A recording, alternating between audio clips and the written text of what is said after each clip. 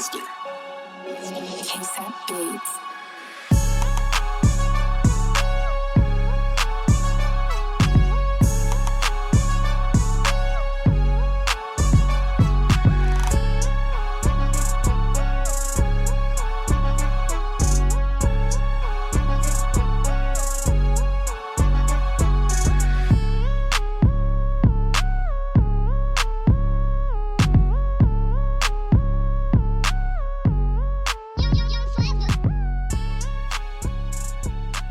Welcome to another episode of Wired In with Apavelli.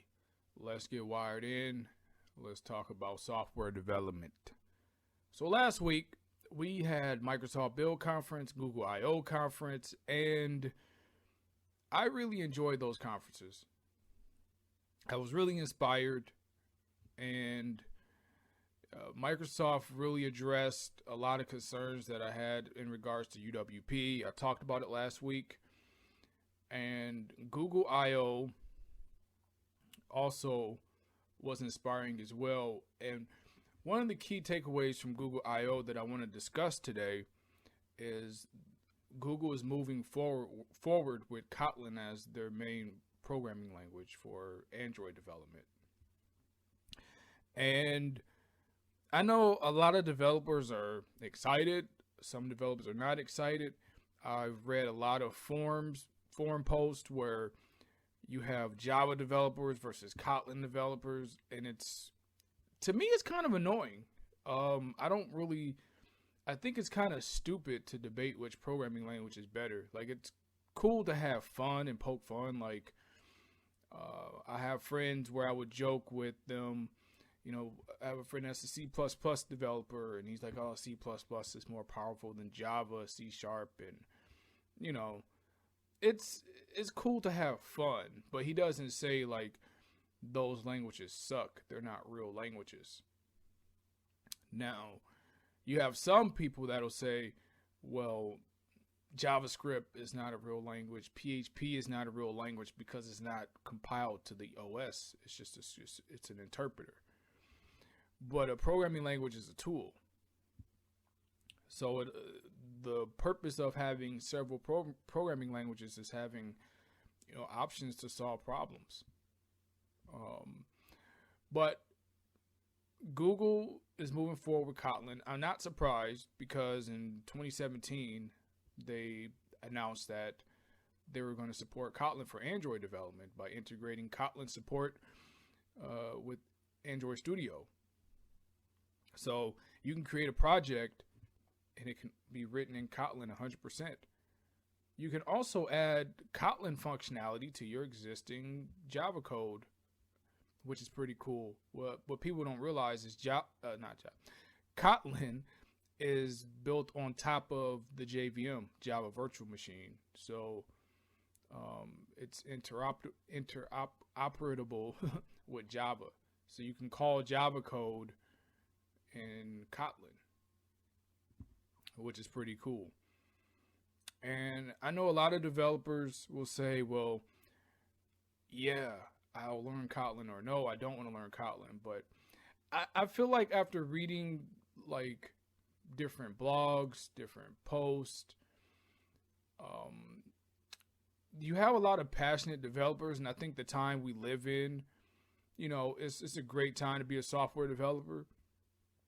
But I don't know if a lot of developers are really curious about learning multiple languages like before. Like, I don't know. It's just really, when I first started programming about 10 years ago, I, played around with a lot of languages. I mean, my first programming language I ever learned was C++. Then I learned Java. Then I learned C#. Then I learned PHP, then I learned Python, then I played around with R, then I learned SQL, and then I even learned some of the older languages like Scheme, Haskell, COBOL, and it's just like, I was just so amazed at the different paradigms of each programming language. And it also helped me think better as a developer. So now it's a lot easier to build an app using like one technology. So, for example, if you're a C Sharp developer, you could write an app for any platform. I think that's great. I'm not here disputing frameworks. I think they have their place.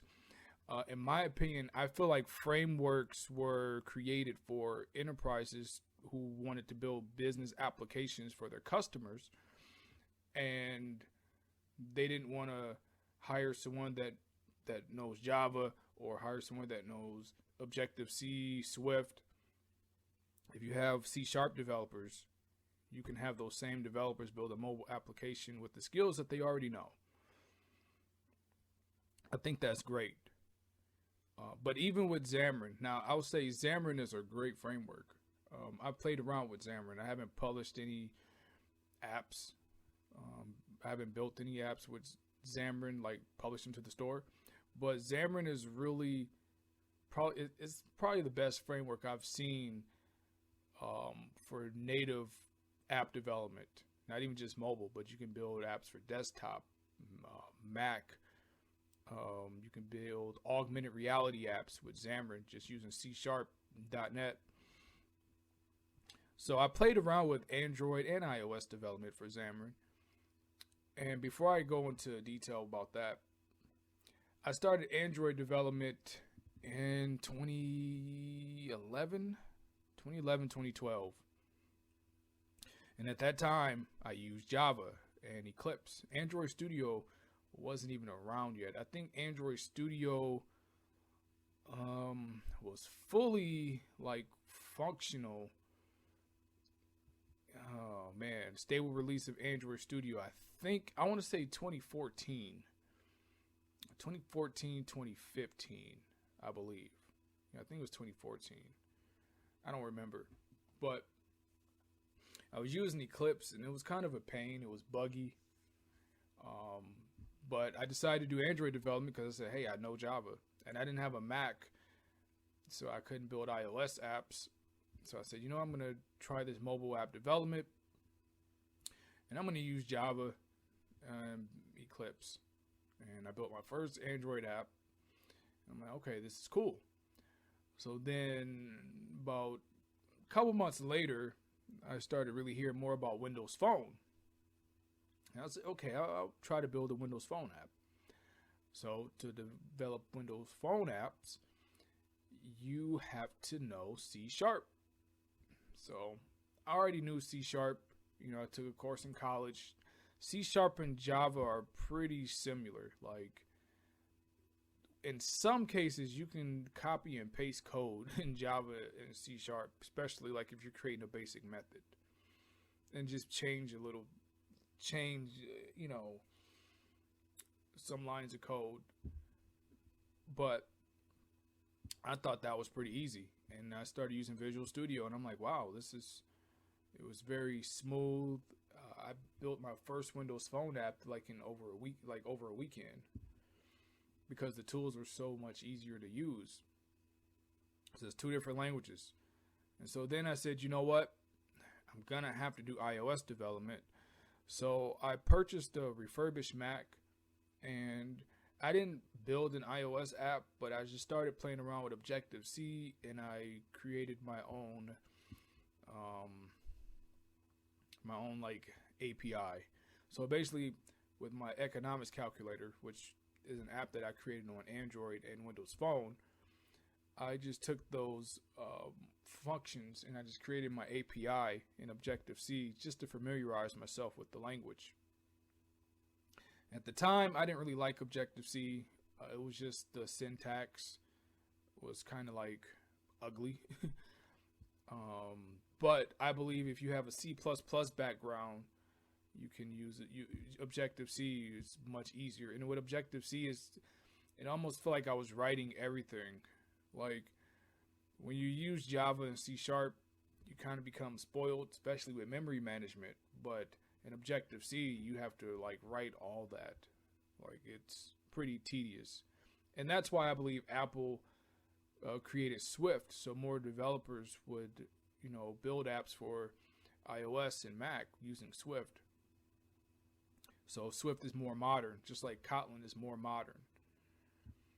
And I was like, cool, okay, this is cool. I mean, I preferred Android development and Windows development, so both. But I was like, at least I have the option to create an iOS application. But I was using 3 technology stacks. And then I started building several Android apps using Android Studio, Java, several Windows Phone and UWP apps using C#. And so then Microsoft acquired Xamarin in I want to say it was 2016 or 2015. Maybe 2014. I don't remember. And I'm like, okay, this might be cool in the future. If I have a client, I know C#. If I need to get something out fast, I'll use Xamarin to build an iOS and Android application. At the time, Xamarin was a little difficult to work with, but now they've made it extremely, easy to use. And one thing I can say, me learning Java and Android development, it's really easy to understand the Xamarin framework for Android development, because all C# is doing is basically calling the Android APIs. It's using like a wrapper to call those APIs. So even if you're using C#, you still have to understand that particular platform. If you're building a native app, you still have to know the platform. It's just wrapped in C#. And it's abstract.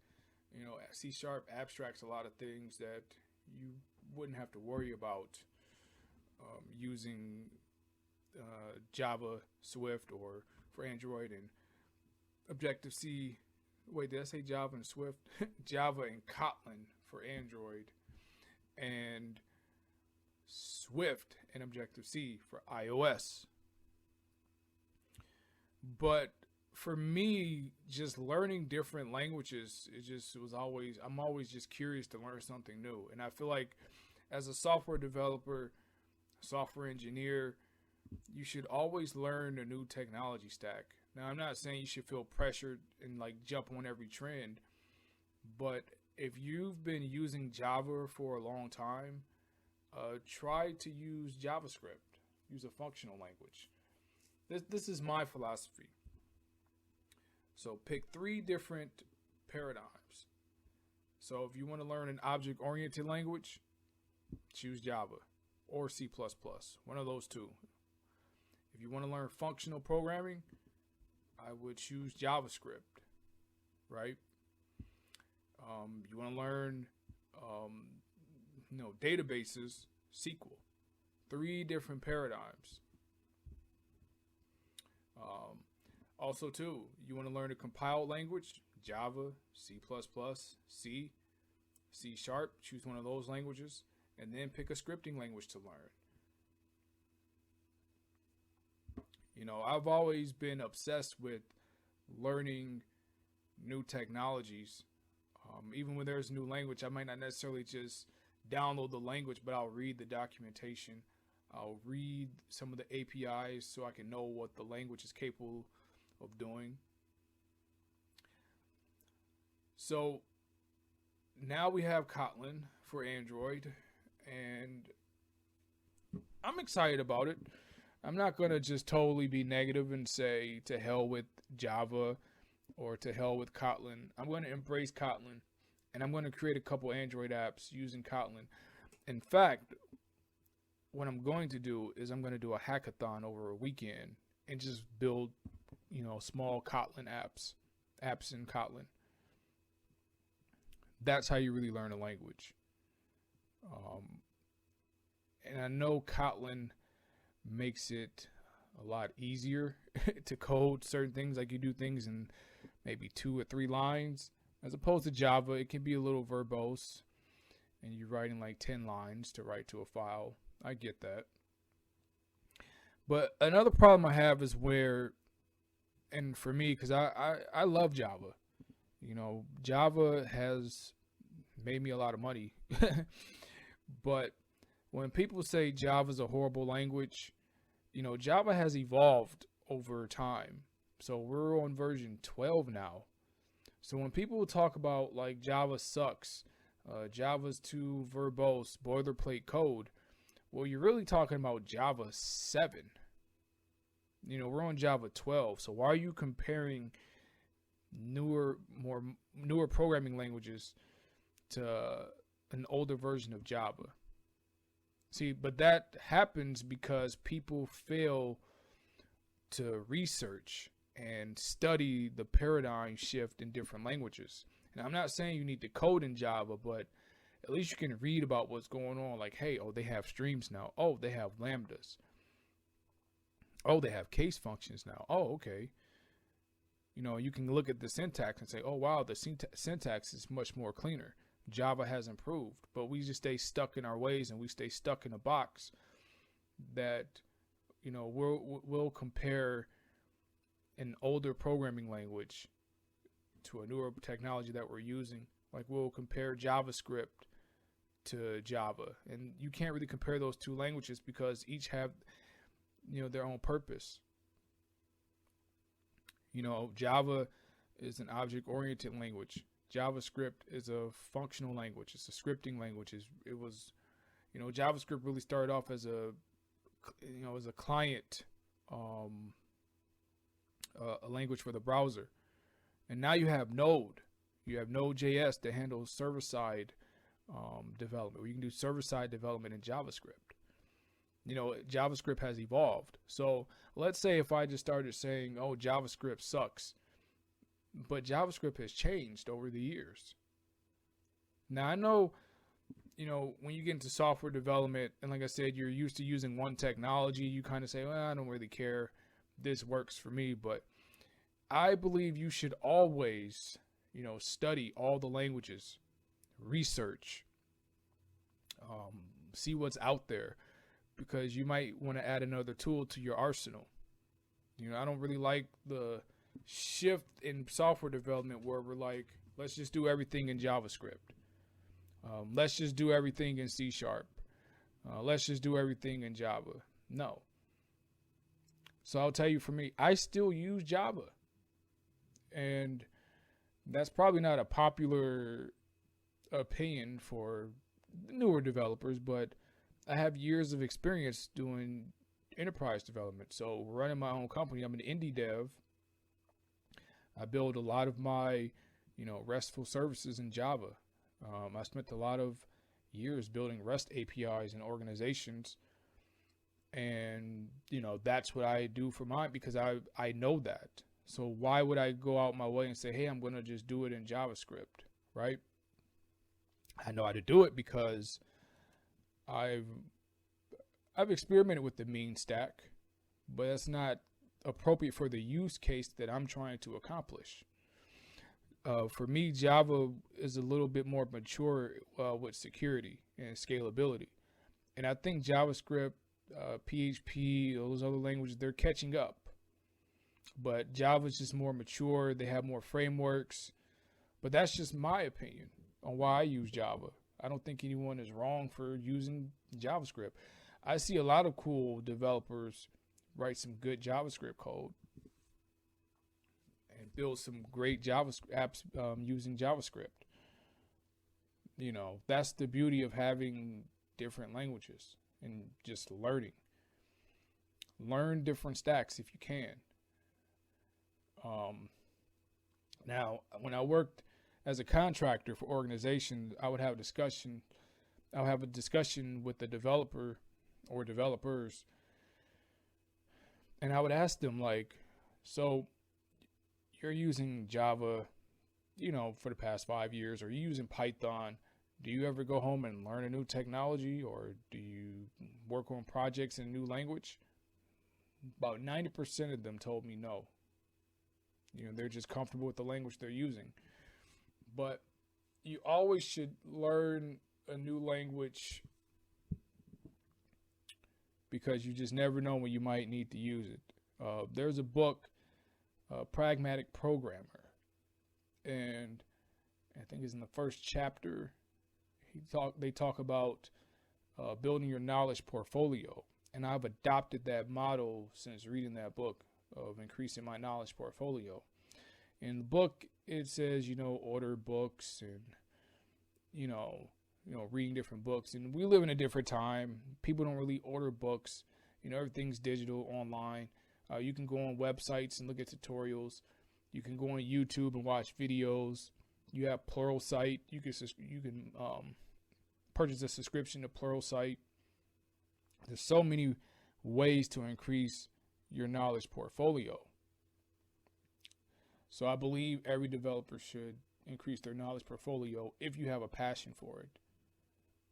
This pretty much consumes me. This is pretty much my life. It's like an athlete addicted to being the best basketball player or football player, baseball player, or an actor or an actress. They want to be the best in their field.